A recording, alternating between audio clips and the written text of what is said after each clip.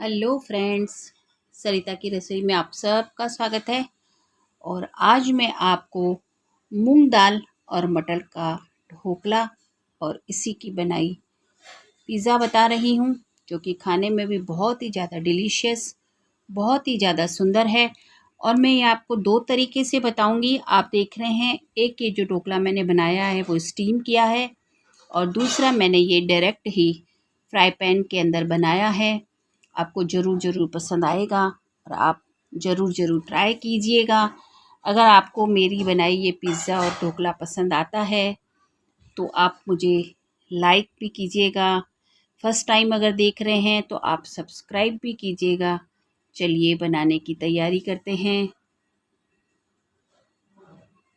सबसे पहले यहाँ पर मैंने एक बाउल के करीब पीली मूंग की दाल भिगोई है और लगभग मैंने इसे 2-3 घंटे के लिए भिगो दिया है।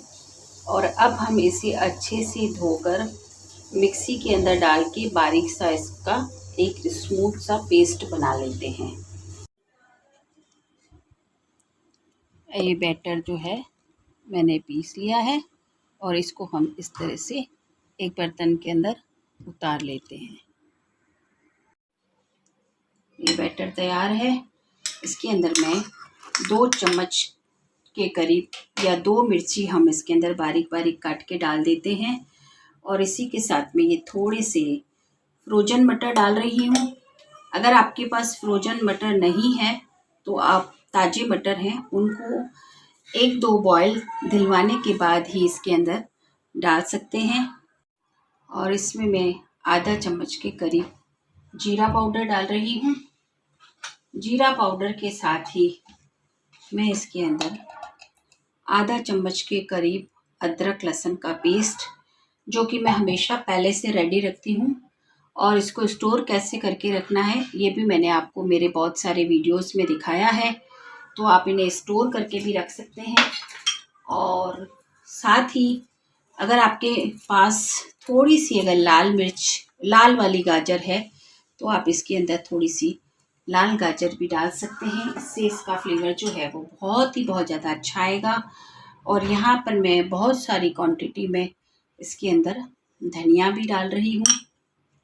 और अब मैं इसके अंदर थोड़ी सी चिली फ्लेक्स डाल रही हूँ।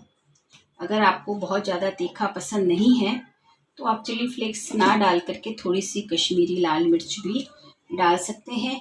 और आप चाहें तो अगर आपको खट्टा पसंद है तो ये जो हमने मूंग की दाल को जब मिक्सी में पीसा था तो उसमें आप 1 बड़ा चम्मच दही भी डाल करके पीस सकते हैं, पर मैंने इसे सिंपली ही पीसा है। और अगर आप दही नहीं डालते हैं तो आप चाहें तो इसके अंदर आधा नींबू का रस भी निचोड़ के डाल सकते हैं। और मैं इसके अंदर थोड़ा सा इस तरह से आमचूर पाउडर डाल रही हूँ।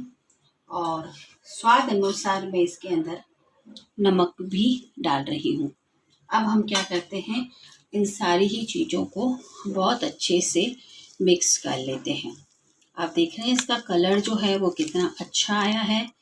ये रेड और ग्रीन कलर इसका आएगा, तो आप अच्छे से मिक्स कर लेते हैं। और ये जो मेरा बैटर है इसकी जो कंसिस्टेंसी है ये बिल्कुल परफेक्ट है। आप देख रहे हैं जैसे हम ढोकला बनाते हैं या इडली का बैटर बनाते हैं, इस तरह से इसकी कंसिस्टेंसी होनी चाहिए। और अगर किसी कारण से आपका बैटर थोड़ा सा पतला हो जाता है तो आप इसके अंदर थोड़ा सा, जैसे ये 1-2 चम्मच ही सूजी का इसमें डाल दें।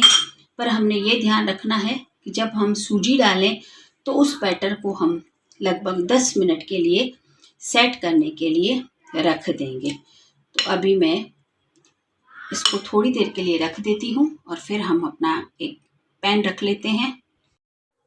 और इसके अंदर मैं थोड़ा सा पानी डाल करके, और पानी को बॉयल आ जाए तब तक मैं इस पैन को इस तरह से ढक के रख लेती हूँ।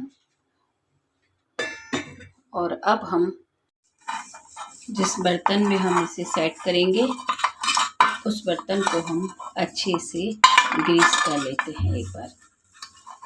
ये हमारी तैयारी हो जाए तो इस बैटर के अंदर मैं इस तरह से आधा चम्मच के करीब इनो डाल रही हूँ और इसको मैं फटाफट से मिक्स कर देती हूँ। ये मैं आपको इसके 2 तरीके बता रही हूँ।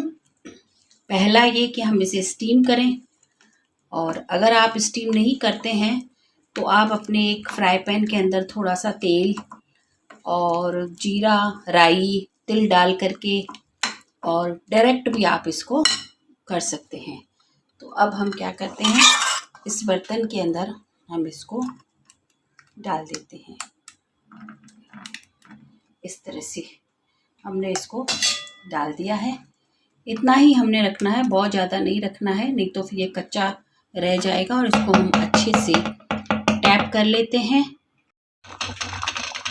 अब हमने इसे इस तरह से अपने एक स्टीमर पे रख लिया है। अगर स्टीमर है तो आप स्टीमर यूज़ करें, और इस तरह से इसको ढक करके 10 मिनट के लिए लो फ्लेम पे हम इसे कुक कर लेते हैं।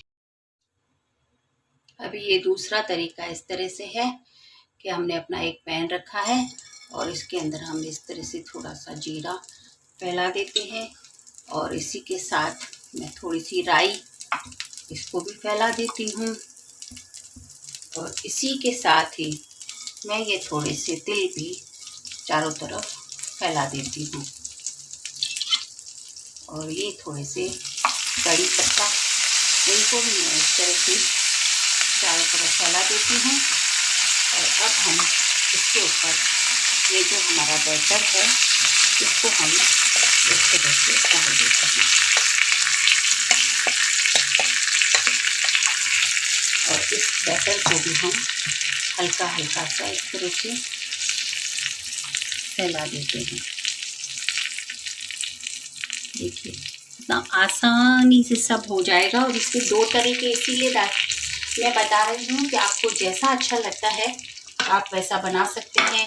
कई बार हमें स्टीम किया पसंद आता है, कई बार इस तरह से फ्राई किया हुआ। तो अब एक तरफ तो हमारी स्टीम हो रही है पिज़्ज़ा मूंग दाल की, और एक तरफ हमने इस तरह से रखी हुई है, और इसको भी हम 10 मिनट के लिए इसी तरह से कुक करने के लिए रख देते हैं। अभी हम देख रहे हैं, हमको दिख रहा है कांच में से कि ये अच्छे से पक चुका है। और अब हमने इसका ढक्कन उतारा है, और अब हम क्या करते हैं, इसको धीरे धीरे करते हुए इस तरह से पलट लेते हैं। वाओ, अब देख रहे हैं हमारी पिज़्ज़ा कितनी सुंदर बनी है। और अब हम क्या करते हैं, थोड़ी देर के लिए इसको नीचे से भी कुक कर लेते हैं। तब तक हम अपनी स्टीम की हुई पिज़्ज़ा को भी देख लेते हैं। वाह, आप देख रहे हैं ये भी हमारी बहुत अच्छी सी फूल चुकी है, पर ये अभी हमारी थोड़ी सी और भी कच्ची है। तो इसको हम 2 मिनट के लिए और कुक करने के लिए रख लेते हैं।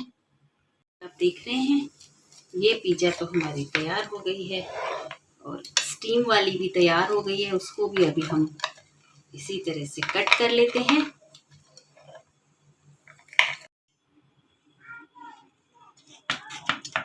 इसको भी हम इस तरह से करते हुए और पलट लेते हैं। इसको हल्का हल्का सा इस तरह से टैप कर लेते हैं, और इसको अब हम इस तरह से हटा लेते हैं। वाओ, ये वाली पिज़्ज़ा भी हमारी बन के तैयार हो गई है। और अब हम इसको भी इस तरह से कट कर लेते हैं।